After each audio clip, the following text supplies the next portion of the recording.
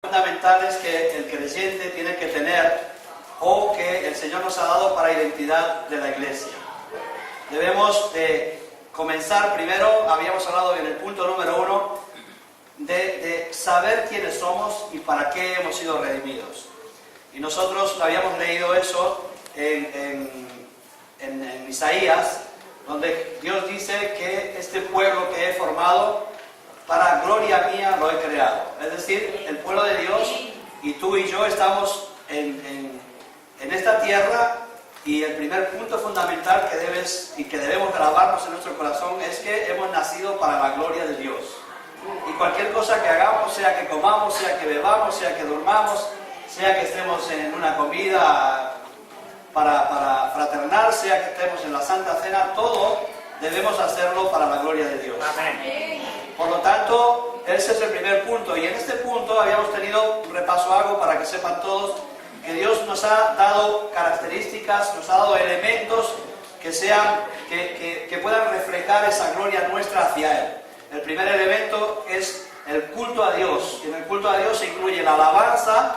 Por lo tanto, todos estamos obligados, es un mandamiento, no es una opción, sino un mandamiento de que su pueblo alabe al Señor, porque ha sido creado para eso. Y dentro de esa alabanza, dentro de ese culto a Dios, tenemos adoración. Es una manera más de nosotros manifestar la gloria de Dios, mostrándonos y buscando la adoración a su persona. La tercera característica dentro de este punto de la gloria de Dios sería la oración, que nosotros estamos todos llamados para orar. Y eso tiene que ser algo que identifica al pueblo de Dios. Independientemente de en qué congregación estés, la gloria de Dios manifiesta que nosotros debemos de orar. La cuarta cosa que nosotros debemos tener siempre presente en este punto de la gloria de Dios es que hemos sido llamados para evangelizar. No podemos quedarnos en la casa, no podemos quedarnos dormidos, tenemos que adorar, tenemos que orar, tenemos que alabar y tenemos que evangelizar. Y eso es lo que han hecho esta mañana los chicos, una demostración, y tengo que decir lo bien que lo han hecho y lo bien cómo van prosperando, cómo van creciendo en ese ministerio. Creo que en muy poquito tiempo, esto es casi una palabra profética, el Espíritu Santo va a hablar por sus propios labios. O sea, no van a tener ni papeles ni cosas parecidas, sino que el Espíritu de Dios va a hablar por ellos. La quinta cosa que teníamos dentro de esta gloria de Dios es que nosotros debemos alcanzar, al final de nuestras vidas se produzcan señales y milagros.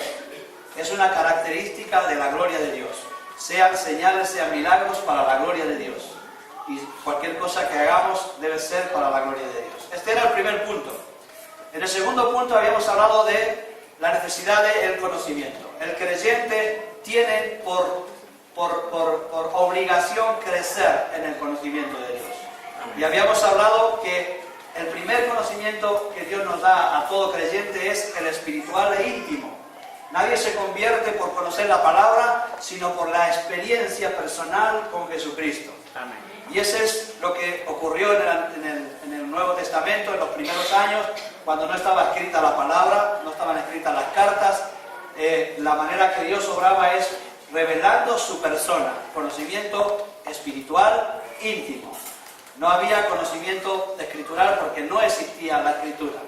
Pero después sí que llegó la escritura y tenemos la obligación de tener, en este punto 2, conocimiento escritural e intelectual. Estamos obligados a conocer la palabra desde arriba hasta abajo y además intelectuarla, es decir, meditarla y buscarle la revelación profunda de lo que significa la palabra. Esto estaba dentro del punto 2. Y este conocimiento tenemos que saber que es progresivo. Normalmente recibimos la palabra de Dios y pretendemos saber todo en un instante, pero dice que Jesús, por lo que padeció, aprendió la obediencia. Por lo tanto, nosotros tenemos que padecer, y en ese proceso de padecimiento, en ese proceso de nuestra vida, vamos a tener un conocimiento progresivo de Dios, espiritual e íntimo, y intelectual y escritural. Y eso es lo que caracteriza, y estamos hablando de la identidad del creyente, de la identidad de la iglesia. Debe caracterizar a todo creyente una muy buena formación escritural, además de una muy buena experiencia espiritual. Eso es a lo que estamos llamados. porque al fin y al cabo estamos aquí en la tierra para perfeccionarnos conforme al carácter que tendremos en el reino de los cielos. Por lo tanto, el carácter que tenemos aquí en la tierra no sirve para el cielo, no sirve para la vida venidera, sino que hemos de ser transformados. Después habíamos hablado del punto 3 en la tercera predicación, y habíamos hablado que otra de las características que identifica al cristiano o al creyente o a la iglesia es el bautismo.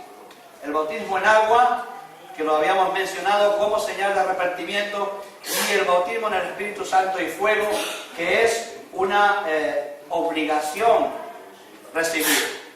No basta con que nos bauticemos en agua y nos arrepintamos, tenemos que ser bautizados en el Espíritu Santo y fuego, porque de esta manera es como Jesús dijo, seréis investidos de poder de lo alto.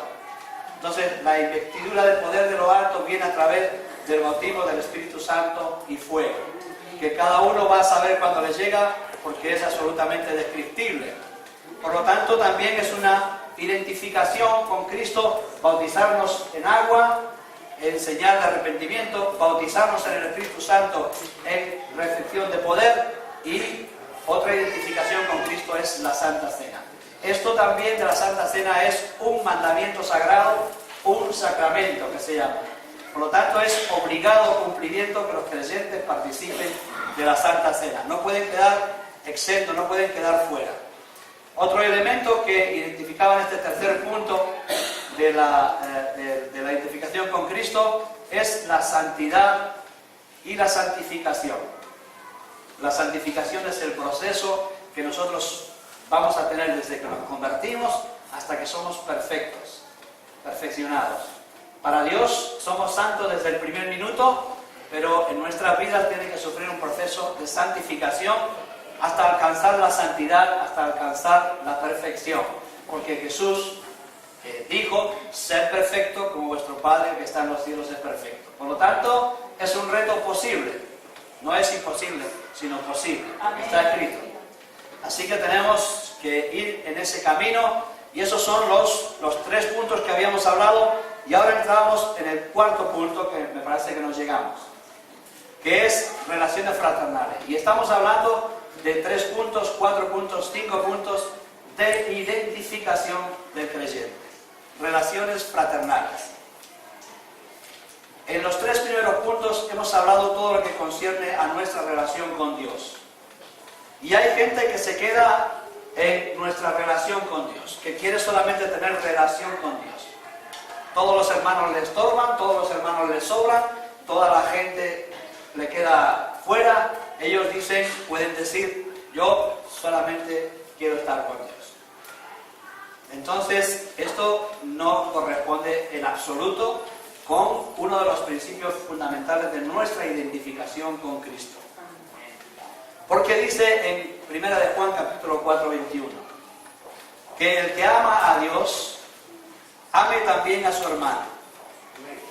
Si nuestra relación con Dios es buena, y mire el termómetro, ten seguro que tendrás buena relación con los hermanos. Ahora, a veces pretendemos decir, yo estoy con el Señor y tenemos mala relación con el hermano, y quiero decirle, eso no es posible. Una relación con Dios ablanda nuestro corazón de tal manera, enternece nuestro corazón de tal manera, nos da misericordia de tal manera, que nosotros debemos desear el bien del otro antes que el nuestro. Ese es el principio de identificación con Cristo.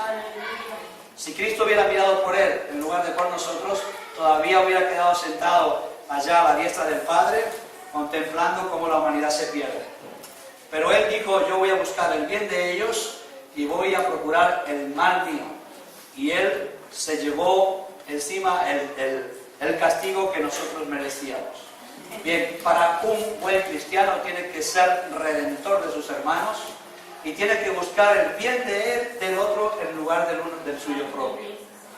Por lo tanto, las relaciones fraternales es el punto 4 de nuestra identificación con Cristo.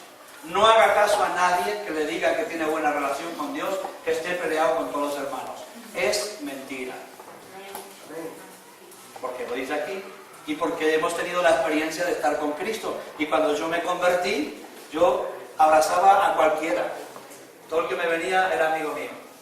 porque el amor de Dios nos inunda de tal manera que nosotros no podemos sentirnos enemigos de nadie, y ni siquiera lo que nos hacen mal nos ofende, porque Jesús nunca se ofendió por todos los insultos que le dieron.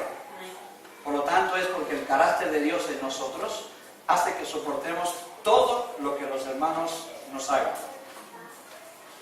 Trabajo tenemos para practicarlo, pero es posible, y es una de las características de nuestra identificación con Cristo y de una identificación de la iglesia. Las iglesias que dicen que están con el Señor, pero no quieren tener relaciones con otras iglesias, es mentira que están con el Señor. Es decir, un pastor que no se dispone a tener concordia con otros pastores, es mentira que tiene una relación con Dios. ¿Por qué? Porque Jesús en la cruz dijo, antes de la cruz, en el último día en su testamento: Señor, que sean uno así como tú y yo somos uno, para que el mundo crea. Si un pastor no quiere tener concordia con nosotros, es porque no ha leído la Biblia o porque es mentira que tiene una relación con Dios. Y algunos pastores se endurecen y no quieren tener relaciones porque no están trabajando para la gloria de Dios, sino para su propia gloria. Y entonces cierran sus puertas tanto para entrar como para salir.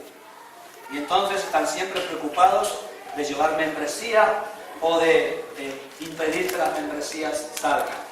Cuando trabajamos para la gloria de Dios, es Dios el que trabaja en los corazones de la gente. Amén. Y es el que lleva y que trae. Y nosotros tenemos la obligación de tener buena relación con todos los que nos hacen mal, y no te cuento con los que nos hacen bien. A veces ni con los que nos hacen bien tenemos buena relación, pero estamos obligados. El amor de Jesús para con nosotros fue que, siendo rico, se hizo pobre, para que nosotros en su pobreza fuésemos enriquecidos. Segunda de Corintios capítulo 8 versículo 9. Es impresionante lo mal leída o lo mal estudiada que está la Biblia, la Escritura, cuando nosotros hacemos algunas cosas de las que hacemos. Si nosotros tenemos una relación con Dios, debe ser este el espíritu que debe reinar en nosotros. Porque dice, se despojó a sí mismo. Segunda de Corintios 8:9 decía esto. Se despojó a sí mismo tomando forma de siervo. Filipenses 2:7. Y Pablo, el apóstol Pablo, entiende de esta manera cuando él dice en las Escrituras, allá en Primera de Corintios capítulo 10 versículo 24: ninguno busque su propio bien, sino el del otro. ¿Sabe por qué hay problemas en la iglesia? Porque todo el mundo busca lo suyo. Todo el mundo quiere lo suyo. ¿Qué hacemos hoy? ¿Chuletas o judías verdes? Y entonces uno dice chuletas o judías verdes, y en lugar de decir, mira, sabes lo que tú quieres, lo que sea está bien, lo que hagas bueno es. Empezamos a decidir lo que nosotros queremos, nuestro propio gusto, nuestro propio sentido. Nosotros debemos de buscar el bien del otro. Es la única manera que la iglesia puede funcionar, siempre que el bien del otro no contradiga la gloria de Dios. Nosotros debemos obedecer a las autoridades siempre que las autoridades no nos impidan darle la gloria a Dios. Cuando nos impiden esto, entonces estamos sobre una autoridad mayor que es la de Dios, y como dicen los apóstoles, es necesario primero obedecer a Dios y después a los hombres. Pero tenemos que saber el orden, cuándo debemos de obedecer y cuándo debemos de ceder el terreno al hermano. En 1 de Juan capítulo 3, 16 dice: en esto consiste el amor, en que Cristo puso su vida por nosotros, y también nosotros debemos poner nuestra vida por nuestros hermanos. 1 de Juan capítulo 3 versículo 16. Fíjese lo que dice: poner la vida por nuestros hermanos. Generalmente los creyentes se quedan clavados en lo que respecta a Dios, en servir a Dios, en lo que Dios diga, en lo que Dios demande. Yo quiero adorar a Dios, pero se olvidan que Jesús lavó los pies de sus discípulos y les dijo: esto es necesario que hagáis, lavaros los pies los unos a los otros. cubriros vuestras ofensas. Por lo tanto, no existe una relación con Dios si no hay una relación entre hermanos. Y vuelvo a repetir, quien lo diga es mentiroso, porque Jesús lo dice. El primer esfuerzo que tiene que haber entre nosotros, evidentemente, es buscar a Dios, porque cuando buscamos a Dios es fácil tener relaciones con los hermanos, tener relaciones fraternales.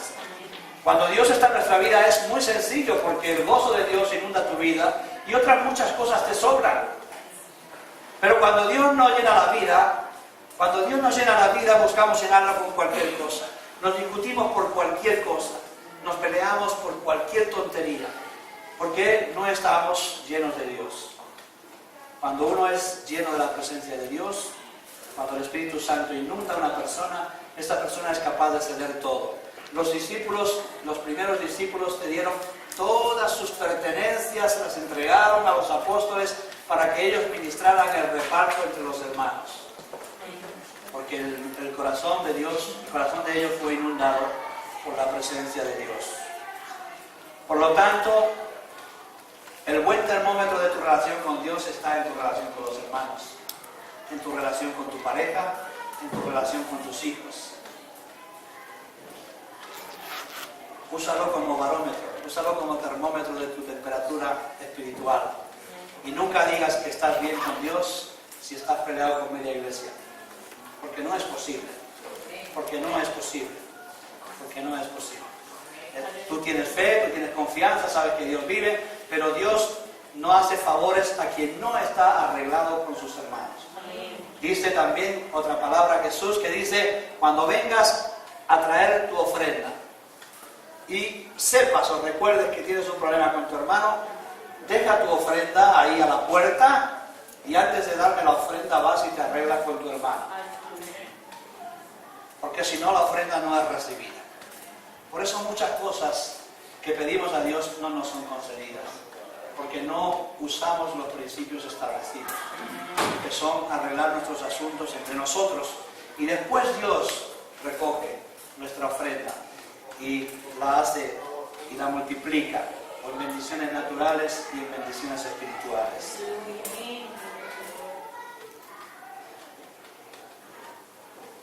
De estas relaciones fraternales obtendremos lo indispensable para que el mundo crea. Estamos todos deseosos de que la iglesia crezca, se llene de gente, que sea sana, que sea salva.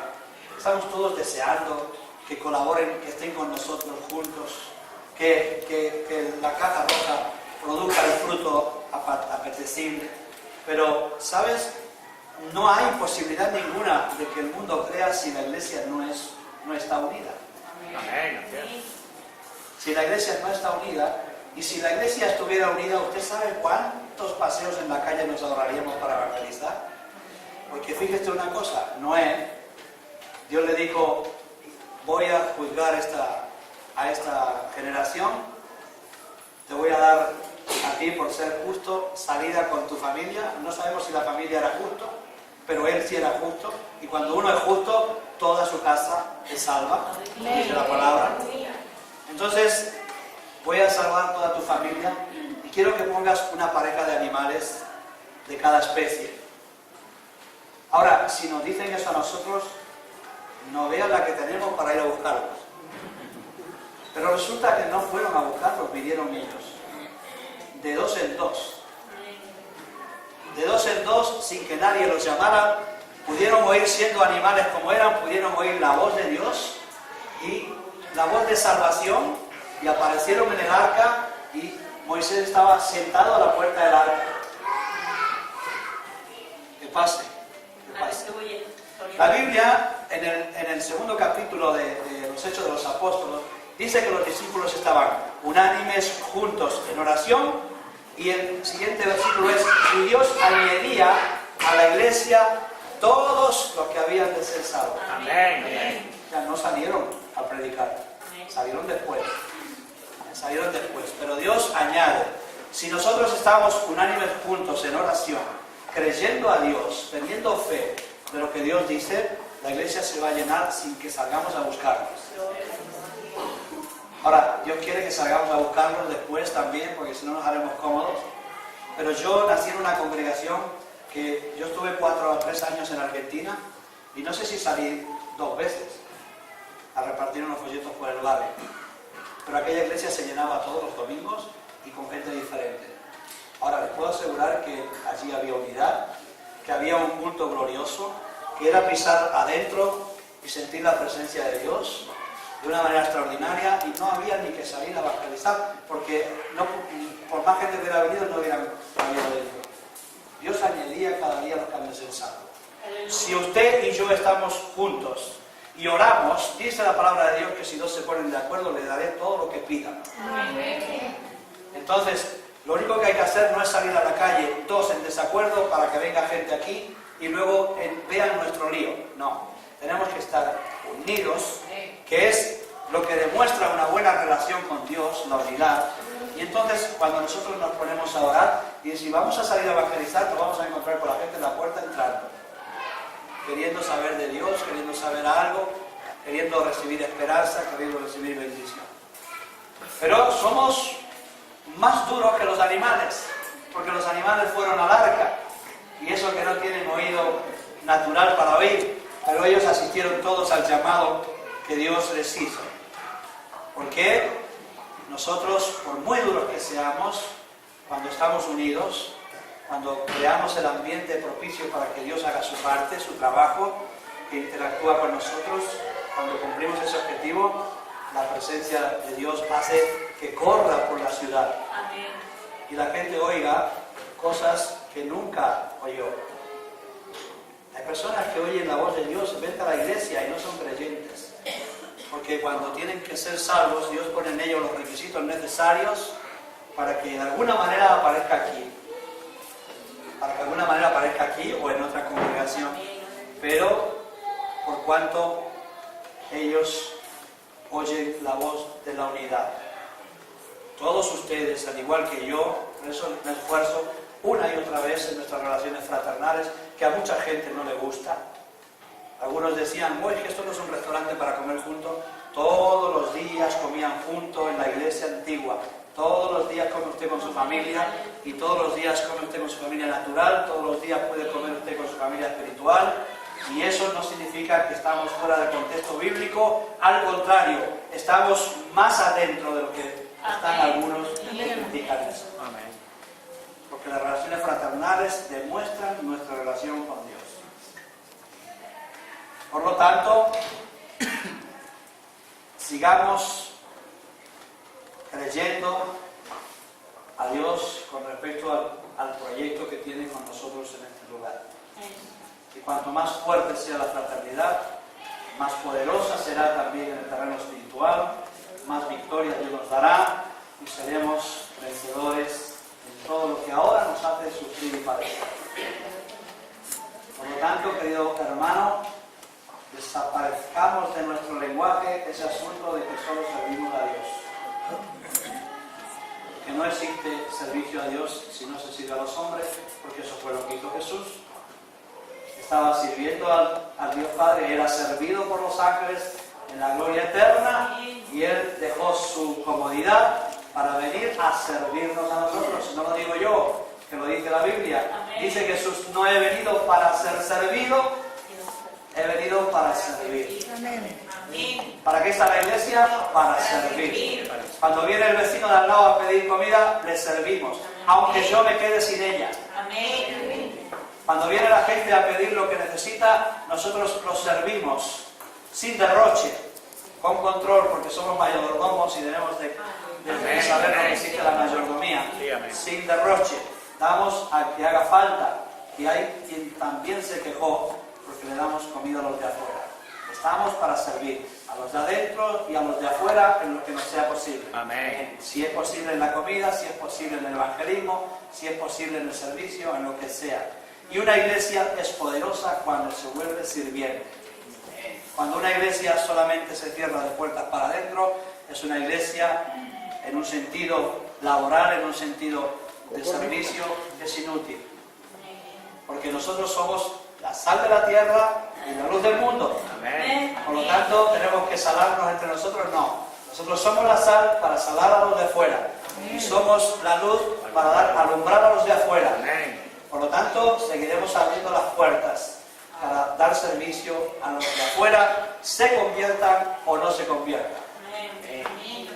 Porque chantajear a la gente con decir, si no viene a la iglesia no le damos nada. Es un chantaje raro ese. Porque ninguno iba a la iglesia cuando Jesús les entregó todo. Ninguno iba a la iglesia. Todos eran paganos, desengañados de la religión, y Jesús vino y les entregó su vida sin condiciones, esperando que ellos reaccionen. Nosotros debemos de aprender que somos una iglesia de servicio. Por lo tanto, esa asociación que tenemos ahí de alimentos la haremos todo lo más grande que pueda. Y luego, si es posible, daremos también clase de piano, de guitarra y de batería a los de aquí y a los de afuera. Si dan dinero, como si no dan. Pero es mejor que den.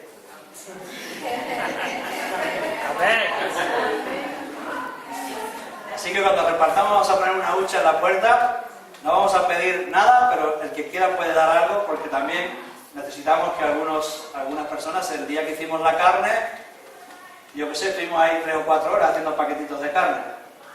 Y el día que trajeron los alimentos, 2 furgonetas, que son de sus respectivos propietarios, fueron puestos al servicio de la congregación para traer los alimentos con su correspondiente gasoil, y entonces algunos gastitos hay. No va a cobrar nadie lo que gaste, pero a lo menos que quede un fondo para que la iglesia pueda tener recursos en todas sus áreas. Así que quiero aprovechar este punto de la fraternidad para decirles, mi propósito es que la asociación Betania, que es pegada a la iglesia, pero es algo un poquito diferente, va a trabajar arduamente para crecer todo lo que sea posible. Todo lo que sea posible. Y no tiene que interrumpir nuestro culto a Dios, nuestra alabanza, no tiene nuestro tiempo de oración, nuestro tiempo de adoración, nuestro tiempo de discipulado, no tiene nada que impedir. Pero tenga usted una mentalidad separada. Tenga una mentalidad separada, que la asociación va a tratar de crecer en diferentes áreas y no tiene nada que ver con nuestra parte espiritual y de culto, que vamos a seguir desarrollando. ¿Amén? En este lugar no podemos separar la asociación de la iglesia porque no podemos pagar los locales. Nosotros estamos haciendo un esfuerzo, porque tenemos ahí también una parte de nuestro trabajo, para que pagar lo suficiente como para cubrir cuando no alcanzamos, pero en Barcelona y en otros lugares lo tienen separado, en diferentes locales, así no hay nadie que se confunda. Pero yo entiendo que siendo creyente, diciendo que Dios está en mi vida y que Dios me da dones, no usarlos, es un principio espiritual muy perjudicial. No lo digo yo, lo dice la Escritura, con aquel varón que le fue dado un talento y dijo, uy, Dios es grande, es temeroso, si invierto y me equivoco, si me sale mal, entonces pues voy a quedar en ridículo y a lo mejor recibo bronca. Y se guardó el talento en su bolsillo y se presentó delante del que le había dado el talento, en este caso de Dios, y le dijo, ¿qué has hecho, insensato? Te di 20 euros y no los invertiste. ¿Y qué le dijo? Quedó fuera. Siervo malo y negligente, fue la respuesta. Siervo malo y negligente. Por lo tanto, si yo tengo recursos, es porque Dios me los dio. Y por lo tanto, tengo que ponerlos a disposición de la obra de Dios.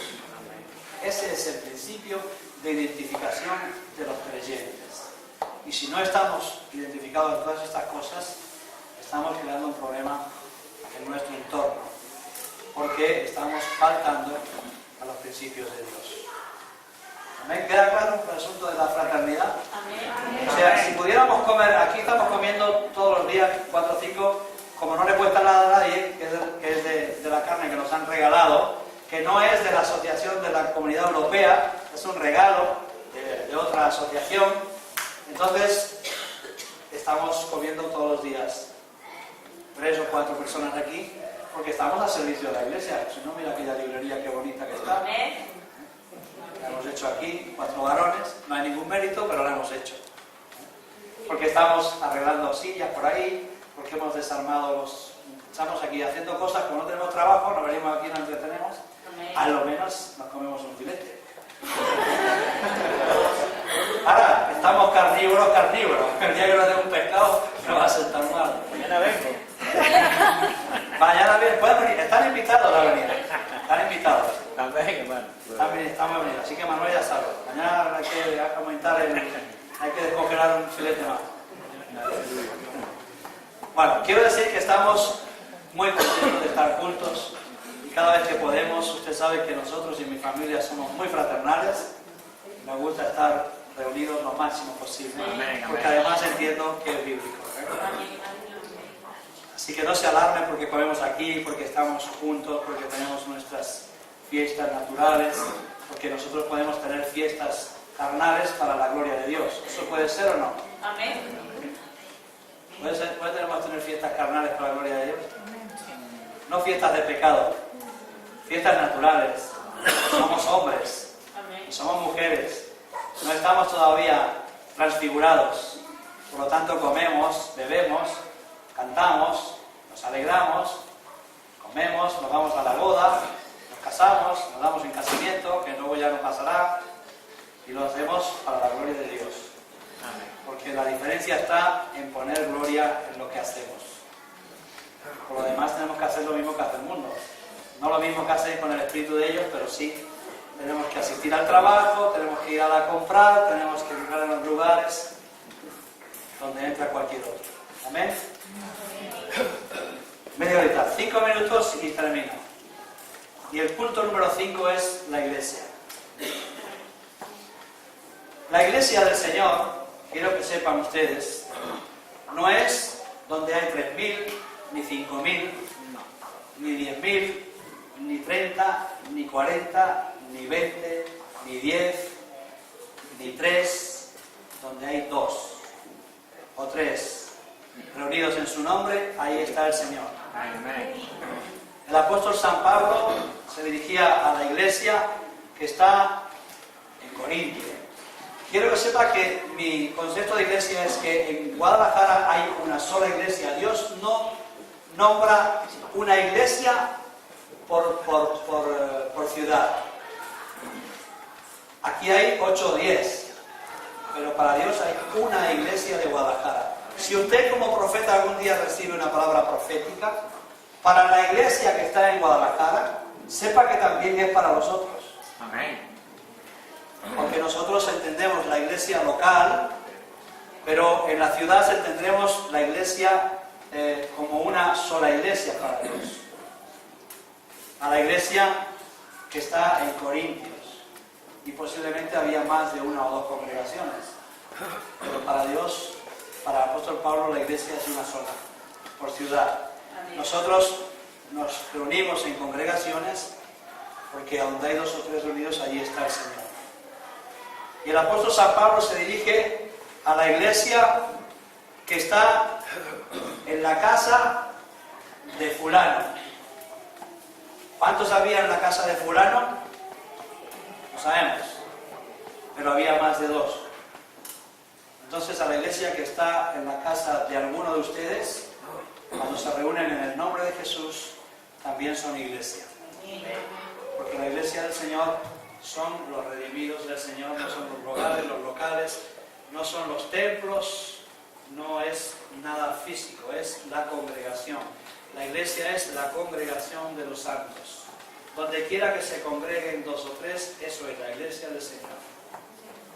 Y eso es lo que nosotros repartimos. Y por último, la iglesia dice Romanos 16:5 y Colosenses 4:15, es columna y baluarte de la verdad. Así que imagínese una iglesia que se miente, una iglesia donde la mentira sobreabunde. Evidentemente no reúne condiciones para identificarse con Cristo. Porque la iglesia es columna y baluarte de la verdad. Amén. Si en algún sitio se habla la verdad, debe ser en la iglesia.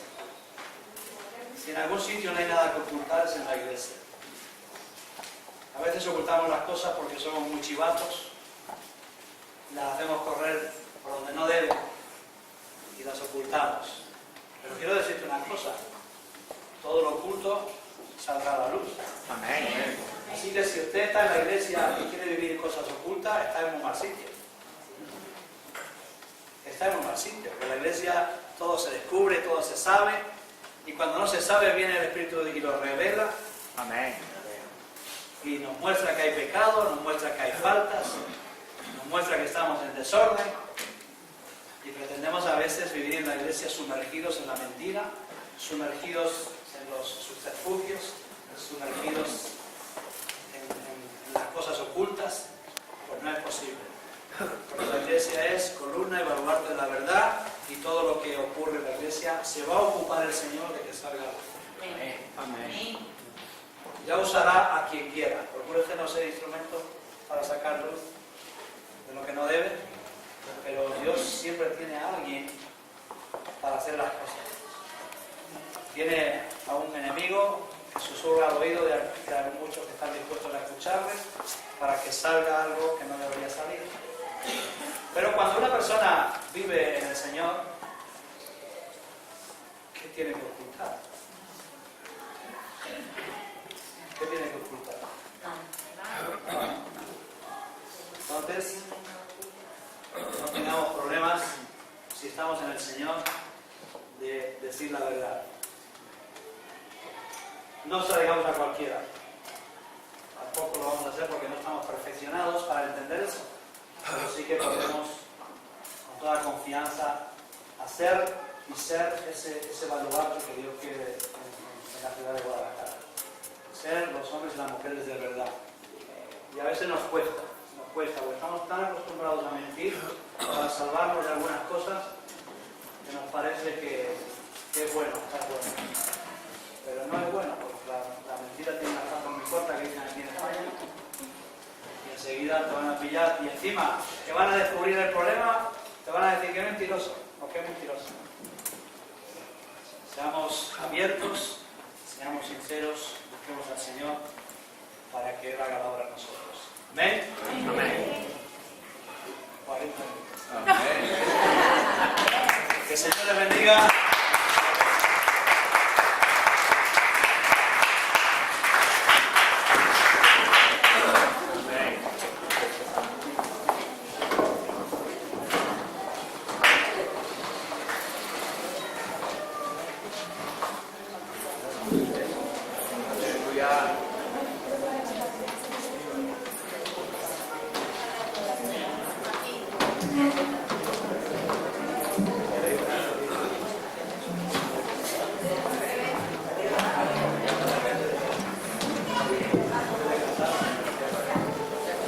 Bueno, antes de terminar con una canción, queremos orar por una pariente tuya, ¿no? Su sobrina, que le han detectado una enfermedad que no sabemos bien qué es, el lupus. ¿Sabe alguien quién es eso?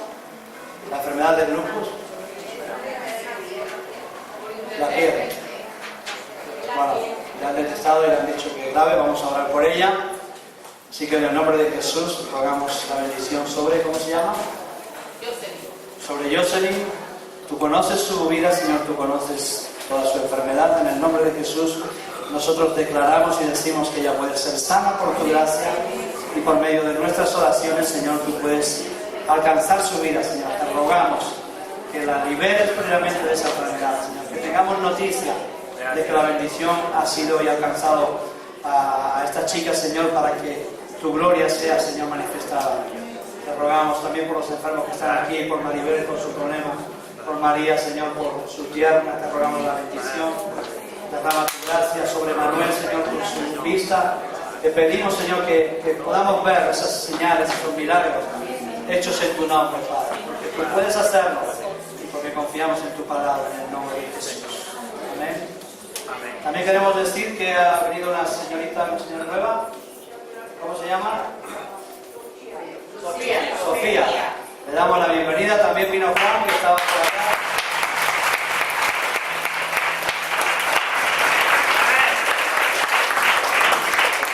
Los papás de Walter, que ya le dieron la semana pasada la bendición. Y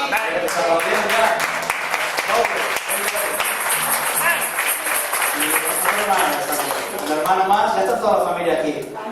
No han dejado a nadie más. Ya no vuelven más. Ya son españoles. A los que son nuevos les va a costar. No te preocupes, pero los españoles son menos raros que hay de todo como en todo sitio. Y también celebramos que ahí Alberto dio el paso de reconciliarse con el Señor.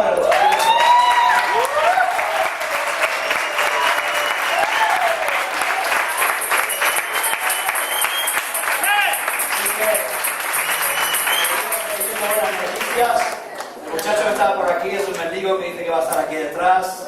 Que le demos comida, que le demos un carro. Si alguien tiene un carro que le sobre, vamos a tratar de que se convierta. Pero en el momento le daremos de comer. Que es lo que nos ha pedido, eso haremos. Yo no sé si es que tienes uno o tienes dos. Es que lo vemos aquí, lo miro para allá y también está. ¿El próximo batería? Bueno, gloria a Dios que lo sea. Hay que dejarle que trastee. ¿Nada más? Bueno, cantamos para el Señor y terminamos dándole la gloria. Amén. Porque inglés hay un carrito.